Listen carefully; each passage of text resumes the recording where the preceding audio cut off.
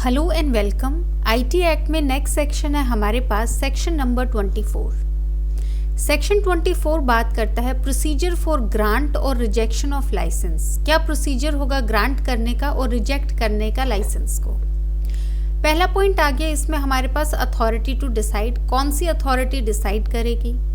इसमें आ गया हमारे पास कंट्रोलर के पास पावर है ग्रांट करने की और रिजेक्ट करने की एक लाइसेंस एप्लीकेशन को। जो डिसीजन है वो दिया जाएगा रिसीव करने के बाद एप्लीकेशन अंडर सेक्शन 21 सबसेक्शन 1।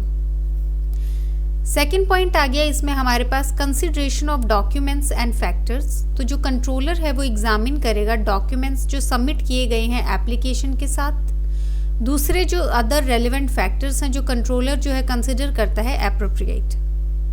तीसरा पॉइंट आ गया इसमें हमारे पास राइट टू बी हर्ड। एक एप्लीकेशन जो है वो रिजेक्ट नहीं की जा सकती है बिना एप्लीकेंट को एक रीजनेबल अपॉर्चुनिटी दिए जो प्रेजेंट करने की अपने केस को। फोर्थ आ गया हमारे पास फेयर डिसीजन मेकिंग। जो प्रोविजन है वो इंश्योर करता है नेचुरल जस्टिस अलाउ करके एप्लीकेंट को कि उसको जो है सुना जाए रिजेक्शन से पहले। तो बेसिकली इसमें आ गया हमारे पास सेक्शन 24। सेक्शन 24 जो है वो किसकी बात करता है, वो प्रोसीजर की बात करता है। प्रोसीजर जो है किस चीज का है, ग्रांट करने का या फिर रिजेक्ट करने का लाइसेंस को। इसमें जो पहला पॉइंट आ गया इसमें हमारे पास वो है अथॉरिटी का पॉइंट कि कौन सी अथॉरिटी जो है वो डिसाइड करेगी कि ग्रांट करना है या रिजेक्ट करना है लाइसेंस एप्लीकेशन। इसमें जो अथॉरिटी है हमारे पास वो है कंट्रोलर। कंट्रोलर जो है डिसाइड करेगी कि ग्रांट करना है या फिर रिजेक्ट करना है एप्लीकेशन को, और ये डिसीजन जो है ये लिया जाएगा जब एप्लीकेशन रिसीव होगी अंडर सेक्शन 21 सबसेक्शन 1। सेकेंड आ गया इसमें हमारे पास कंट्रोलर जो है क्या क्या एग्जामिन करेगा। ये जो है एग्जामिन करेगा डॉक्यूमेंट्स जो सबमिट किए गए हैं एप्लीकेशन के साथ, उसके अलावा जो रेलेवेंट फैक्टर्स हैं जो कंट्रोलर को लगता है कि एप्रोप्रिएट है कंसिडर करना। थर्ड पॉइंट आ गया इसमें हमारे पास right to be heard. Right to be heard कि किसी भी एप्लीकेशन को जो है रिजेक्ट नहीं किया जा सकता है बिना एप्लीकेंट को अपॉर्चुनिटी दिए कि वो अपना जो केस है वो प्रेजेंट कर सके। फोर्थ आ गया इसमें हमारे पास फेयर डिसीजन मेकिंग। इसमें आगे ये प्रोविजन इंश्योर करता है कि जो भी नेचुरल जस्टिस के हमारे पास जो भी नेचुरल जस्टिस अलाउ करती है कि जो एप्लीकेंट है उसको सुना जाए बिफोर रिजेक्शन से पहले, तो यहाँ पे नेचुरल जस्टिस का प्रिंसिपल जो है फॉलो करना है। तो जो जिस्ट है इस सेक्शन का वो आ गया हमारे पास सेक्शन 24 है। टाइटल आ गया प्रोसीजर क्या है ग्रांट करने का या फिर रिजेक्ट करने का लाइसेंस को। अथॉरिटी कौन से डिसाइड करेगी, कंट्रोलर डिसाइड करेगी ग्रांट करना है या रिजेक्ट करना है एप्लीकेशन को जब एप्लीकेशन दी जाएगी सेक्शन 21 सबसेक्शन 1 के अंडर। क्या क्या एग्जामिन करना है, डॉक्यूमेंट्स एग्जामिन करने हैं प्लस रेलिवेंट फैक्टर्स एग्जामिन करने हैं। उसके बाद राइट टू बी हर्ड क्या सुना जाएगा, नहीं जो है रिजेक्ट नहीं किया जाएगा कोई भी एप्लीकेशन जब तक अपॉर्चुनिटी नहीं मिलती है उस पर्सन को प्रेजेंट करने के लिए अपना केस। फिर आगे फेयर डिसीजन मेकिंग करनी है, इसके लिए जो नेचुरल जस्टिस के प्रिंसिपल हैं वो फॉलो करने हैं। तो ये जो है आपके पास 4 पॉइंट्स है और उसके की पॉइंट्स हमारे पास यहाँ पे हैं। नेक्स्ट आ गया इसमें हमारे पास सेक्शन 25। सेक्शन 25 बात करता है सस्पेंशन ऑफ लाइसेंस की। पहला पॉइंट है इसमें हमारे पास power of the controller. Controller जो है वो रिवोक कर सकता है लाइसेंस को कंडक्ट करने के बाद एक इंक्वायरी अगर सेटिस्फाइड है कि सर्टिफाइंग अथॉरिटी ने कमिट किया है सर्टेन वायलेशंस।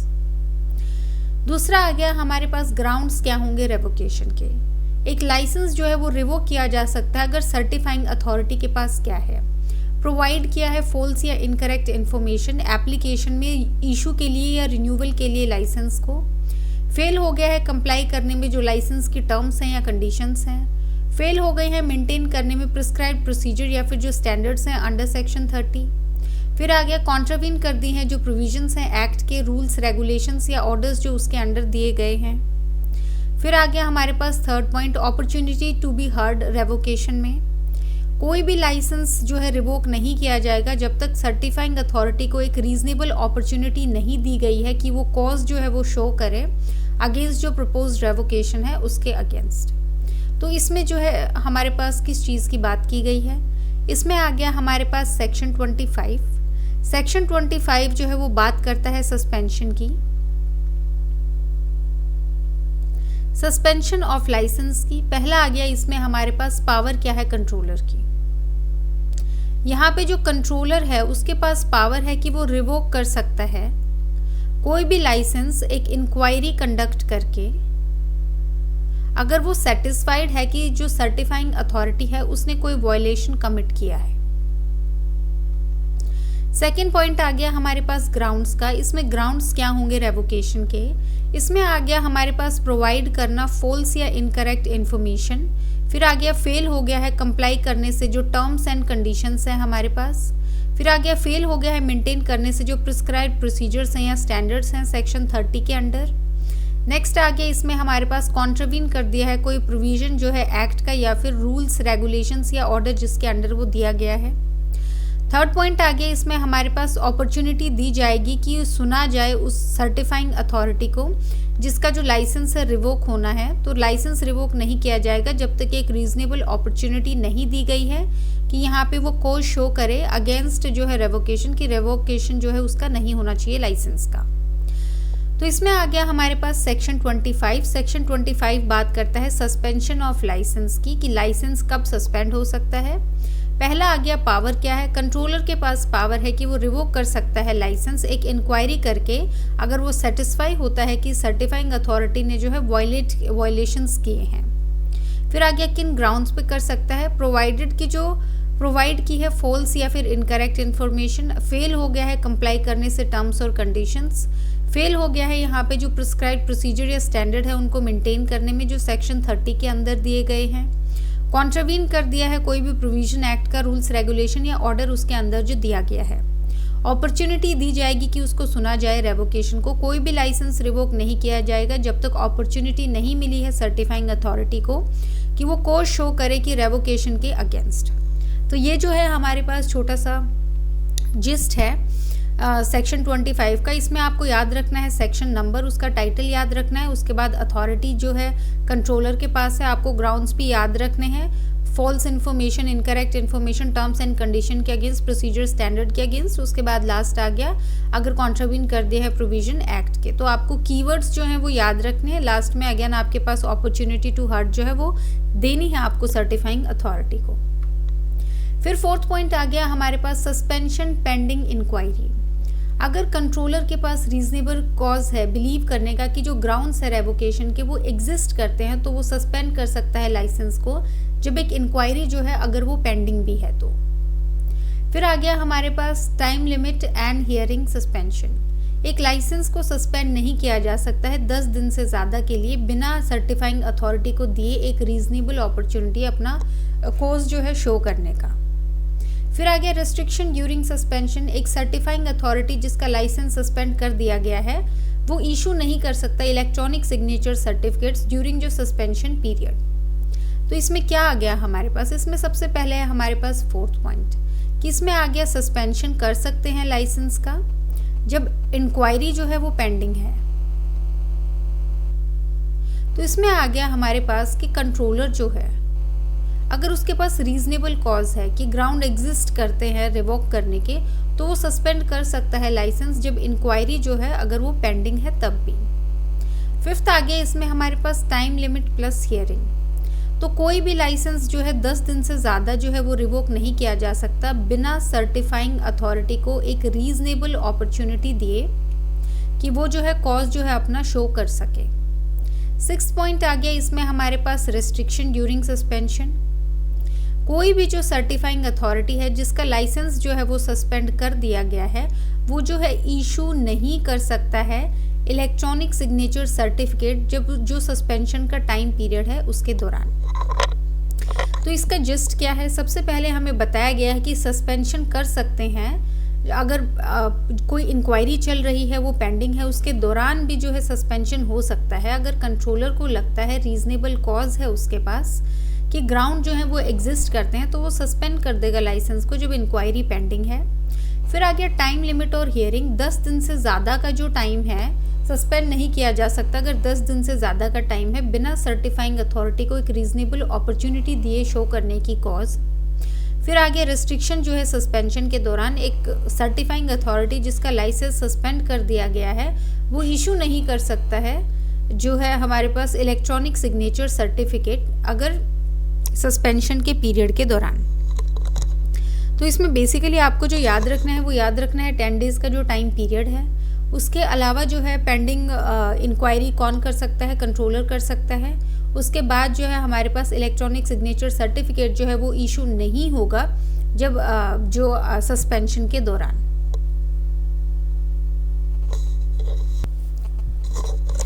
नेक्स्ट जो सेक्शन है हमारे पास वो है सेक्शन नंबर 26। सेक्शन 26 जो है हमारे पास वो बात करता है नोटिस ऑफ सस्पेंशन और रेवोकेशन ऑफ लाइसेंस कि जो नोटिस है सस्पेंशन या रेवोकेशन ऑफ लाइसेंस से रिलेटेड वो कब दिया जाएगा, किसको दिया जाएगा, कौन देगा। पहला आ गया पॉइंट हमारे पास मैंडेटरी पब्लिकेशन ऑफ नोटिस। जब एक लाइसेंस जो है सर्टिफाइंग अथॉरिटी का वो सस्पेंड किया जाता है या रिवोक किया जाता है तो कंट्रोलर जो है वो पब्लिश करेगा एक नोटिस जो है ऐसे एक्शन का। फिर आ गया हमारे पास पब्लिकेशन इन ऑफिशियल डेटाबेस। अगर नोटिस जो है वो पब्लिश किया जाना चाहिए डेटाबेस में जो मेंटेन किया जाता है कंट्रोलर के द्वारा। फिर आ गया थर्ड पॉइंट हमारे पास पब्लिकेशन इन रिपोजिटरीज। एक या एक से ज़्यादा रिपोजिटरीज जो हैं वो स्पेसिफाई की जाती हैं। नोटिस जो है पब्लिश किया जाएगा सारी की सारी रिपोजिटरीज में। फिर आ गया फोर्थ पॉइंट हमारे पास public access through website. Database जो कंटेन करता है नोटिसेस सस्पेंशन के और रेवोकेशन के वो जो है अवेलेबल होगा थ्रू अ वेबसाइट। एक्सेसिबल होगा 24 hours a day round the clock, तो हर टाइम जो है वो अवेलेबल होगा। फिफ्थ पॉइंट आ गया हमारे पास एडिशनल पब्लिसिटी। कंट्रोलर जो है वो अगर ज़रूरत पड़े तो पब्लिसाइज कर सकता है नोटिस को फर्दर थ्रू इलेक्ट्रॉनिक मीडिया या फिर कोई और मीडिया जो उसको ठीक लगता है। तो इसमें हमने क्या पढ़ा है, तो ये आ गया हमारे पास सेक्शन नंबर 26। सेक्शन 26 जो है वो बात करता है नोटिस की। नोटिस किस चीज़ का, सस्पेंशन का या फिर रेवोकेशन के लाइसेंस का। इसमें आ गया हमारे पास फर्स्ट पॉइंट कि ये जो है मैंडेटरी है पब्लिकेशन करना नोटिस का। तो यहाँ पे जहाँ पे एक लाइसेंस जो है सर्टिफाइंग अथॉरिटी का वो सस्पेंड किया गया है, रिवोक किया गया है, तो जो कंट्रोलर है वो जो है नोटिस पब्लिश करेंगे। सेकेंड आ गया इसमें हमारे पास पब्लिकेशन होगा इसका ऑफिशियल डेटाबेस में। तो जो नोटिस है हमारे पास वो जो है ऑफिशियल डेटाबेस में पब्लिश किया जाएगा जो मेंटेन किया जाता है कंट्रोलर के द्वारा। तीसरा पॉइंट आ गया इसमें हमारे पास पब्लिकेशन जो है रेपोजिटरीज में। अगर एक या एक से ज़्यादा जो रेपोजिटरीज हैं तो नोटिस जो है सारी की सारी रेपोजिटरीज में जो है वो पब्लिश किया जाएगा।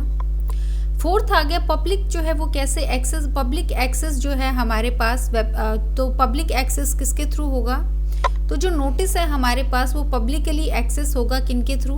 पहला आ गया वेबसाइट पे अवेलेबल होगा ये, और दूसरा आ गया इसका जो एक्सेस होगा वो 24/7 होगा। तो 24 आवर्स अ डे मतलब पूरा दिन ही आप कभी भी जाके वेबसाइट पे इस पब्लिक नोटिस को जो है एक्सेस कर सकते हैं। फिफ्थ आ गया इसमें हमारे पास एडिशनल पब्लिसिटी। कंट्रोलर को अगर लगता है तो वो फर्दर जो है पब्लिसाइज कर सकता है नोटिस को। पहला आ गया इलेक्ट्रॉनिक मीडिया के थ्रू, दूसरा आ गया किसी और मीडिया के थ्रू जो उसको एप्रोप्रिएट लगता है।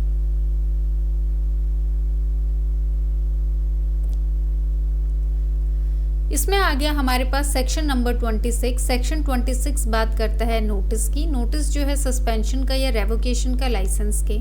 पहला पॉइंट आ गया मैंडेटरी है पब्लिक जो है पब्लिश करना नोटिस। कंट्रोलर जो है वो नोटिस को पब्लिश करेगा, ऑफिशियल डेटाबेस में पब्लिश करेगा जो मेंटेन किया जाता है कंट्रोलर के द्वारा।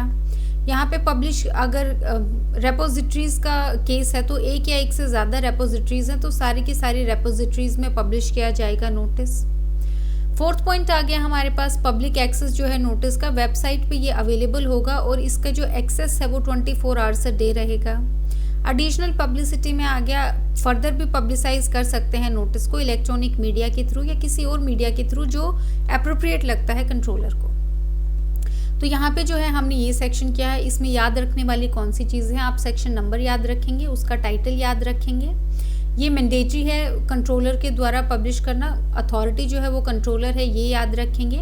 ऑफिशियल डेटाबेस में पब्लिश होगा, ये याद रखेंगे। रेपोजिटरीज का भी अगर आपके पास क्वेश्चन आता है कि 2 रेपोजिटरीज हैं या फिर 3 रेपोजिटरीज हैं तो कहाँ पे नोटिस पब्लिश करना है, तो सारी की सारी रेपोजिटरीज में जो है नोटिस जो है पब्लिश करना है। फिर पब्लिक एक्सेस वेबसाइट पे होगा, 24 आवर्स अ डे होगा, ये आप पॉइंट ध्यान रखें। उसके बाद एडिशनल पब्लिसिटी में आगे पब्लिसाइज कर सकते हैं नोटिस को इलेक्ट्रॉनिक मीडिया के थ्रू या मीडिया के थ्रू जो एप्रोप्रिएट है। नेक्स्ट आगे इसमें हमारे पास सेक्शन नंबर 27। सेक्शन 27 बात करता है पावर जो है डेलीगेट करने की। अथॉरिटी कौन है जो डेलीगेट कर सकती है, कंट्रोलर जो है अपनी पावर को डेलीगेट कर सकता है, पावर है उसके पास डेलीगेट करने की अपने फंक्शंस को। मोड क्या है डेलीगेशन के, डेलीगेशन जो होगा वो राइटिंग के थ्रू होगा। पर्सन जिसको पावर्स डेलीगेट की जा सकती हैं, पावर्स जो है वो डेलीगेट की जा सकती हैं डेप्यूटी कंट्रोलर को, असिस्टेंट कंट्रोलर को, किसी और ऑफिसर को। स्कोप क्या है डेलीगेशन का, डेलीगेटेड ऑफिसर्स जो है एक्सरसाइज कर सकते हैं कोई भी पावर जो है कंट्रोलर की इस चैप्टर के अंदर। बहुत ही सिंपल सा सेक्शन है। यहाँ पे आ गया हमारे पास सेक्शन 27। सेक्शन 27 बात करता है पावर जो है डेलीगेट करने की। डेलीगेट का मतलब होता है अगर आपका कोई फंक्शन है तो आप दूसरे पर्सन को बता रहे हैं कि ये फंक्शन जो है आप जाके कर दीजिए, तो अपना फंक्शन जो है वो दूसरे के ऊपर दूसरे को बताना करने के लिए। पहला आ गया अथॉरिटी कौन सी है जो डेलीगेट कर सकती है अपने फंक्शंस। यहाँ पे जो कंट्रोलर है उसके पास पावर है कि वो डेलीगेट कर सकते हैं अपने फंक्शंस। मोड क्या होगा, राइटिंग में किया जाएगा। तीसरा पॉइंट है हमारे पास कौन कौन से पर्सन्स हैं जिनको डेलीगेट किया जा सकता है। पहला आ गया हमारे पास डेप्यूटी कंट्रोलर, दूसरा आ गया असिस्टेंट कंट्रोलर, तीसरा आ गया हमारे पास कोई दूसरा ऑफिसर। फोर्थ आ गया इसमें हमारे पास स्कोप क्या होगा डेलीगेशन का। जो डेलीगेटेड ऑफिसर है यहाँ पे वो एक्सरसाइज करता है कोई भी पावर जो है कंट्रोलर की जो इस चैप्टर के अंदर जो है उनको दी गई है। तो इसमें आ गया हमारे पास सेक्शन नंबर 27। सेक्शन 27 का हमारे पास टाइटल होगा पावर टू डेलीगेट। इसमें अथॉरिटी कौन सी है जो डेलीगेट कर सकती है अपने फंक्शन, कंट्रोलर कर सकती है। मोड क्या होगा, राइटिंग में कर सकती है। कौन कौन से पर्सन्स हैं जिनको डेलीगेट किया जा सकता है। इसमें आ गया डेप्यूटी हमारे पास कंट्रोलर, असिस्टेंट कंट्रोलर, कोई और ऑफिसर।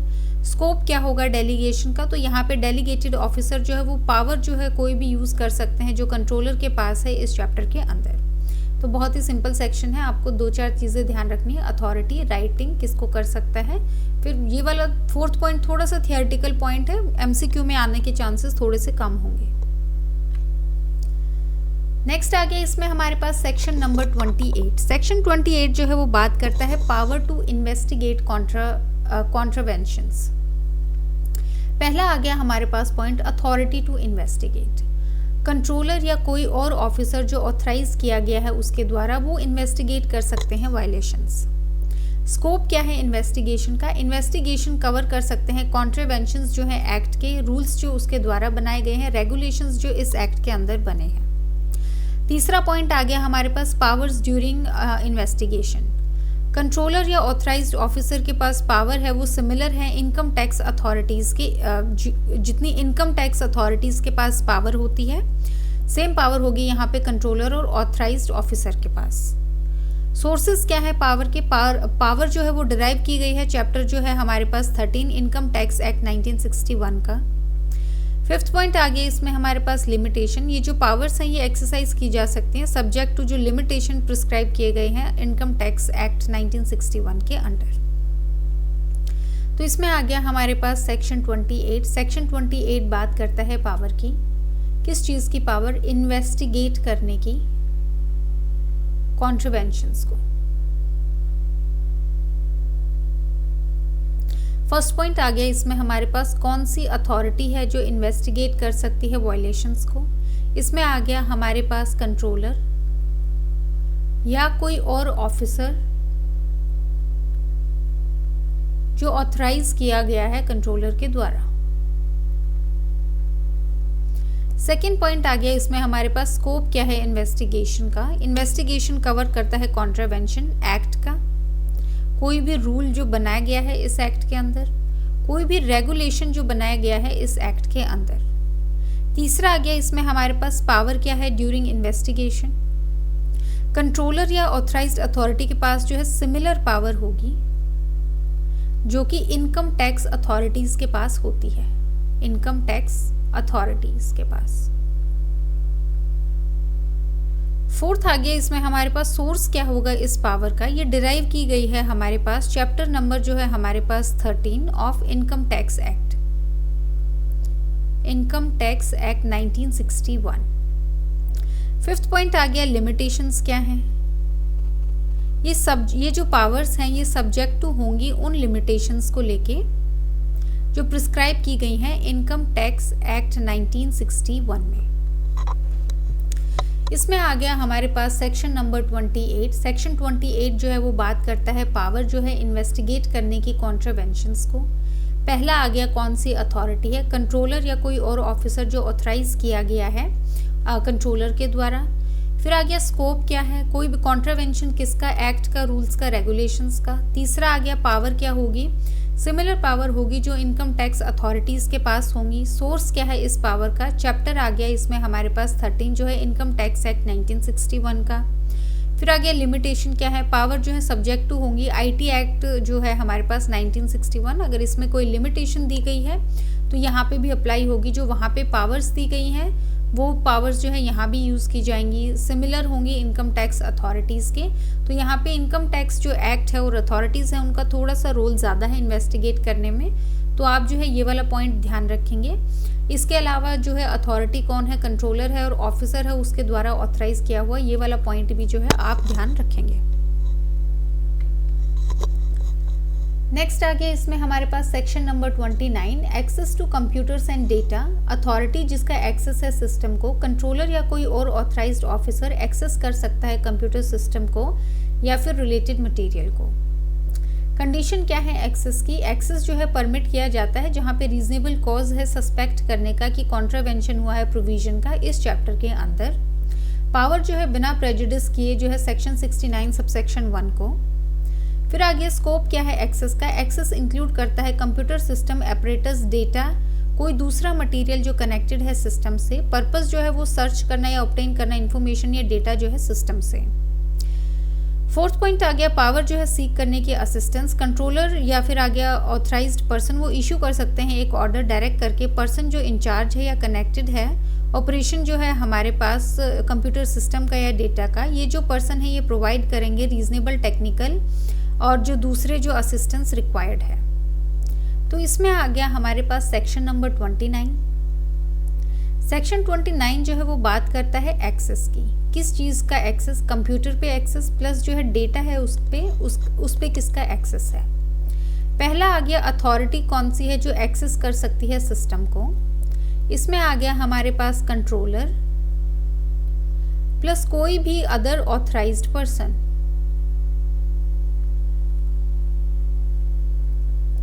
दूसरा आ गया इसमें हमारे पास किस कंडीशन पे जो है एक्सेस अलाउड है कि एक्सेस किया जा सकता है।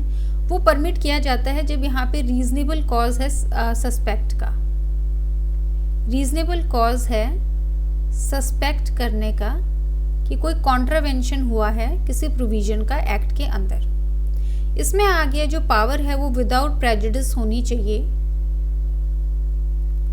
To section 69 subsection 1। तीसरा पॉइंट है स्कोप क्या है, एक्सेस जो है वो क्या इंक्लूड करेगा। एक्सेस किस किस चीज़ का हो सकता है, कंप्यूटर सिस्टम का हो सकता है, एपरेटस का हो सकता है, डेटा का हो सकता है, कोई दूसरा मटेरियल जो कनेक्टेड है कंप्यूटर सिस्टम से उसका हो सकता है। पर्पस क्या है इसमें, पर्पस है सर्च करना प्लस ऑब्टेन करना इंफॉर्मेशन या फिर जो डेटा है सिस्टम से। फिर आ गया फोर्थ हमारे पास पावर क्या है सीक करने की असिस्टेंस को। पावर जो है सीक करने की असिस्टेंस, कोई भी कंट्रोलर आ गया हमारे पास या ऑथराइज्ड पर्सन वो इशू कर सकता है ऑर्डर डायरेक्ट करके कि जो पर्सन इंचार्ज है या फिर जो कनेक्टेड है ऑपरेट करने में कंप्यूटर सिस्टम को या फिर डेटा को, ये जो पर्सन है ये प्रोवाइड करेगा रीजनेबल या टेक्निकल या फिर जो दूसरी असिस्टेंस रिक्वायर्ड होगी एक्सेस करने में उस कंप्यूटर सिस्टम को। तो यहाँ पे आपको क्या चीज़ें याद रखनी है, इसमें आ गया हमारे पास सबसे पहले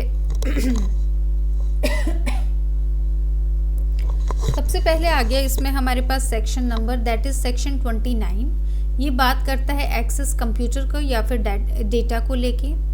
अथॉरिटी कौन है, कंट्रोलर या ऑथराइज्ड पर्सन है वो एक्सेस कर सकती है। कंडीशन क्या होगी, रीजनेबल कॉज है सस्पेक्ट करने का, यहाँ पे कॉन्ट्रावेंशन हुआ है चैप्टर का बिना प्रेजुडिस किए, सेक्शन 69 सबसेक्शन 1। एक्सेस इंक्लूड करता है किन चीज़ों का, कंप्यूटर सिस्टम का, एपरेटस का, डेटा का, और इसमें आ गया कोई दूसरा मटेरियल जो सिस्टम में है। पर्पस क्या है, सर्च करना या ऑब्टेन करना इंफॉर्मेशन या डेटा सिस्टम से। फोर्थ आ गया पावर क्या है, सीक करने की असिस्टेंस को। कंट्रोलर या ऑथराइज्ड पर्सन ऑर्डर कर सकते हैं जो पर्सन इंचार्ज है या कनेक्टेड है ऑपरेशन से, कि ये जो है रीजनेबल टेक्निकल या फिर जो है कोई और असिस्टेंस अगर रिक्वायर्ड है एक्सेस करने में तो वो जो है प्रोवाइड करें। तो आप यहाँ पे अथॉरिटीज़ ध्यान रखेंगे, उसके बाद आप कंडीशंस ध्यान रखेंगे, ये वाला पॉइंट भी आप ध्यान रखेंगे एक्सेस वाला। बाकी असिस्टेंस वाला पॉइंट थोड़ा सा थियोरेटिकल है तो एमसीक्यू पर्पस से ये इंपॉर्टेंट नहीं होगा, अदरवाइज आप थोड़ा वैसे ध्यान रखेंगे कि असिस्टेंस के लिए भी ऑर्डर दिया जा सकता है। नेक्स्ट आ गया इसमें हमारे पास सेक्शन 30। सेक्शन 30 बात करता है certifying authority to follow certain procedures. Certifying authority जो है वो फॉलो करेगी कुछ प्रोसीजर्स। पहला आ गया सिक्योर करना इंफ्रास्ट्रक्चर, ये यूज़ करेगी सिक्योर हार्डवेयर, सॉफ्टवेयर और प्रोसीजर्स जो प्रोटेक्ट किए गए हैं इंट्रूजन या मिसयूज़ के अगेंस्ट।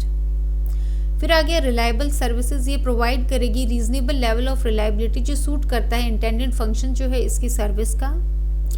तीसरा पॉइंट आ गया सिक्योरिटी एंड प्रिवेसी, ये फॉलो करेगी सिक्योरिटी प्रोसीजर्स इंश्योर करने के लिए सीक्रेसी, प्रिवेसी या जो प्रोटेक्शन है इलेक्ट्रॉनिक सिग्नेचर का। इसमें आ गया हमारे पास सेक्शन नंबर 30। सेक्शन 30 जो है वो बात करता है सर्टिफाइंग अथॉरिटी जो है वो फॉलो करेगी कुछ प्रोसीजर्स। कौन कौन से प्रोसीजर्स, पहला है वो सिक्योर करेगी इंफ्रास्ट्रक्चर। इसमें आ गया जो सर्टिफाइंग अथॉरिटी है वो यूज़ करेगी सिक्योर हार्डवेयर, सॉफ्टवेयर और प्रोसीजर जो प्रोटेक्टेड हैं अगेंस्ट कोई भी इंट्रूजन या फिर मिसयूज के। दूसरा पॉइंट आ गया रिलायबल सर्विस होनी चाहिए, तो एक रीजनेबल लेवल ऑफ रिलायबिलिटी होनी चाहिए जो सर्विस वो प्रोवाइड करेगी। तीसरा आ गया सिक्योरिटी एंड प्रिवेसी का पॉइंट, ये फॉलो करेगी सिक्योरिटी प्रोसीजर इंश्योर करने के लिए सीक्रेसी, प्रिवेसी और प्रोटेक्ट करने के लिए यहाँ पे इलेक्ट्रॉनिक सिग्नेचर को। तो यहाँ पे आ गया हमारे पास next section number 30। Section number 30 बात करता है कि सर्टिफाइंग अथॉरिटी प्रोसीजर्स कुछ फॉलो करेगी। पहला है वो सिक्योर करेगी अपना इंफ्रास्ट्रक्चर, जिसके लिए वो सिक्योर हार्डवेयर, सॉफ्टवेयर और प्रोसीजर्स यूज़ करेगी जो प्रोटेक्टेड हैं इंट्रूजन और मिसयूज़ के अगेंस्ट। दूसरा आ गया रीजनेबल लेवल की रिलायबिलिटी होनी चाहिए जो वो सर्विस प्रोवाइड करेगी। सिक्योरिटी और प्रोसीजर इंश्योर करेगी, तो जो सिक्योरिटी प्रोसीजर है वो फॉलो करेंगी इंश्योर करने के लिए सीक्रेसी, प्रिवेसी और प्रोटेक्ट करने के लिए जो इलेक्ट्रॉनिक सिग्नेचर्स हैं। ये वाला पॉइंट आप ध्यान रखेंगे। ऑल्दो पूरा ही जो सेक्शन है वो थोड़ा सा थियोरेटिकल साइड है, लेकिन फिर भी आप जो है इसको ध्यान रखेंगे। अगर एमसीक्यू में पूछा गया तो यहाँ से सेक्शन नंबर से और टाइटल से भी आ सकता है, उसके बाद थर्ड पॉइंट से भी जो है पूछा जा सकता है। फोर्थ पॉइंट आ गया हमारे पास रिपोजिटरी ऑफ सर्टिफिकेट्स, ये एक्ट करेगी एज रिपोजिटरी सारे के सारे जो इलेक्ट्रॉनिक सिग्नेचर सर्टिफिकेट्स इशू किए गए हैं इस एक्ट के अंदर। फिफ्थ आ गया पब्लिकेशन जो है इन्फॉर्मेशन का, ये पब्लिश करेगी इन्फॉर्मेशन रिगार्डिंग अपनी प्रैक्टिसेस, इशू करेगी इलेक्ट्रॉनिक सिग्नेचर सर्टिफिकेट्स जो करंट स्टेटस है इन सर्टिफिकेट्स का। सिक्स्थ आ गया कंप्लाइंस जो है प्रिस्क्राइब्ड स्टैंडर्ड्स के साथ, ये ऑब्जर्व करेगी जो अदर स्टैंडर्ड्स हैं जो स्पेसिफाई किए गए हैं एप्लीकेबल रेगुलेशंस में। इसमें आ गया हमारे पास फोर्थ पॉइंट है इसमें हमारे पास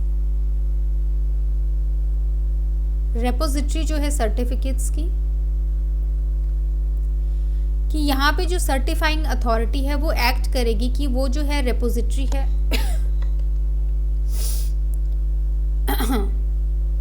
रेपोजिटरी है सारे के सारे जो इलेक्ट्रॉनिक सिग्नेचर सर्टिफिकेट्स इशू किए गए हैं इस एक्ट के अंदर। फिफ्थ आ गया हमारे पास पब्लिकेशन जो है इंफॉर्मेशन की, पब्लिश करेगी इंफॉर्मेशन रिगार्डिंग इसकी जो प्रैक्टिसेस हैं, इशू करेगी जो इलेक्ट्रॉनिक सिग्नेचर सर्टिफिकेट्स हैं और क्या करंट स्टेटस है इन सर्टिफिकेट्स का। सिक्स्थ आ गया हमारे पास कंप्लाइंस जो हैं, जो हमारे पास प्रिस्क्राइब्ड स्टैंडर्ड्स हैं कि ये स्टैंडर्ड्स जो हैं आपको मीट करने हैं, तो वहाँ पे कंप्लाइंस होनी चाहिए सर्टिफाइंग अथॉरिटी की। तो यहाँ पे आ गया फोर्थ पॉइंट हमारे पास, सर्टिफाइंग अथॉरिटी एज रिपोजिटरी काम करेगा जितने भी इलेक्ट्रॉनिक सिग्नेचर सर्टिफिकेट इशू किए गए हैं। फिर आ गया हमारे पास पब्लिश करेगी इन्फॉर्मेशन रिगार्डिंग उसकी प्रैक्टिसेस इलेक्ट्रॉनिक सिग्नेचर सर्टिफिकेट जो उसको इशू किया गया है और क्या करंट स्टेटस है उस सर्टिफिकेट का। बाकी कंप्लाइंस करेगी प्रिस्क्राइब्ड स्टैंडर्ड के साथ। तो यहाँ पे भी थोड़ा सा थियोरेटिकल है क्योंकि यहाँ पे बताया गया है कि कौन कौन से प्रोसीजर्स जो है सर्टिफाइंग अथॉरिटी जो है उनको फॉलो करना है।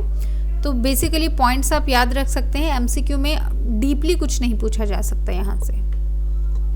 नेक्स्ट आ गया इसमें हमारे पास सेक्शन 31। सेक्शन 31 जो है वो बात करता है certifying authority to ensure compliance of the act etcetera, कि सर्टिफाइंग अथॉरिटी जो है वो इंश्योर करेगी कंप्लाइंस जो है एक्ट का। यहाँ पे ड्यूटी है इंश्योर करने की कंप्लाइंस, हर एक सर्टिफाइंग अथॉरिटी इंश्योर करेगी कंप्लाइंस एक्ट के साथ और रिलेटेड जो लीगल इंस्ट्रूमेंट्स हैं। फिर आ गया स्कोप क्या है कंप्लाइंस का, कंप्लाइंस अप्लाई करता है एक्ट को, रूल्स को, रेगुलेशंस को, ऑर्डर्स को जो उस एक्ट के अंदर दिए गए हैं। तीसरा आ गया हमारे पास पर्सन्स कौन कौन से कवर्ड हैं, ऑब्लिगेशन एक्सटेंड करता है सारे के सारे पर्सन्स को जो एम्प्लॉयड हैं सर्टिफाइंग अथॉरिटी के द्वारा और अदरवाइज इंगेज हैं उसके द्वारा। फोर्थ आ गया ड्यूरिंग एम्प्लॉयमेंट और इंगेजमेंट कंप्लाइंस इंश्योर करना है कोर्स जो है एम्प्लॉयमेंट का उसके दौरान भी और उसके बाद जो है हमारे पास इंगेजमेंट के दौरान भी जो है ये इंश्योर करना है। तो यहाँ पे डिस्कशन में आता है सेक्शन 31। सेक्शन 31 जो है वो बात करता है सर्टिफाइंग अथॉरिटी की जो इंश्योर करता है कंप्लाइंस जो है एक्ट का। यहाँ पे जो पहला पॉइंट है वो है ड्यूटी है इंश्योर करने की कंप्लाइंस। तो यहाँ पे सर्टिफाइंग अथॉरिटी इंश्योर करेगी कंप्लाइंस एक्ट का और उससे रिलेटेड जितने भी लीगल इंस्ट्रूमेंट हैं। दूसरा आ गया स्कोप क्या है इसका कंप्लाइंस का, क्या क्या चीज़ें कंप्लाई करेगी, एक्ट को कंप्लाई करेगी, रूल्स को कंप्लाई करेगी, रेगुलेशन को कंप्लाई करेगी और जो ऑर्डर्स दिए गए हैं एक्ट के अंदर उनको कंप्लाई करेगी। तीसरा आ गया कौन कौन से जो इसमें पर्सन्स हैं वो कवर्ड हैं। ऑब्लिगेशन एक्सटेंड करता है सारे के सारे पर्सन्स को। पहला आ गया जो एम्प्लॉय किए गए हैं सर्टिफाइंग अथॉरिटी के द्वारा या फिर अदरवाइज इंगेज्ड हैं, अदरवाइज इंगेज किए गए हैं उसके द्वारा। फोर्थ आ गया ड्यूरिंग एम्प्लॉयमेंट या फिर इंगेजमेंट। तो ये जो कंप्लाइंस है हमारे पास ये इंश्योर करना है कि ये कोर्स में हुआ है, जो एम्प्लॉयमेंट का कोर्स है या फिर जो इंगेजमेंट का कोर्स है उसके दौरान। तो यहाँ पे हमारे पास क्या क्या चीज़ें आपको ध्यान रखनी है या जो जिस्ट है सेक्शन का वो क्या है।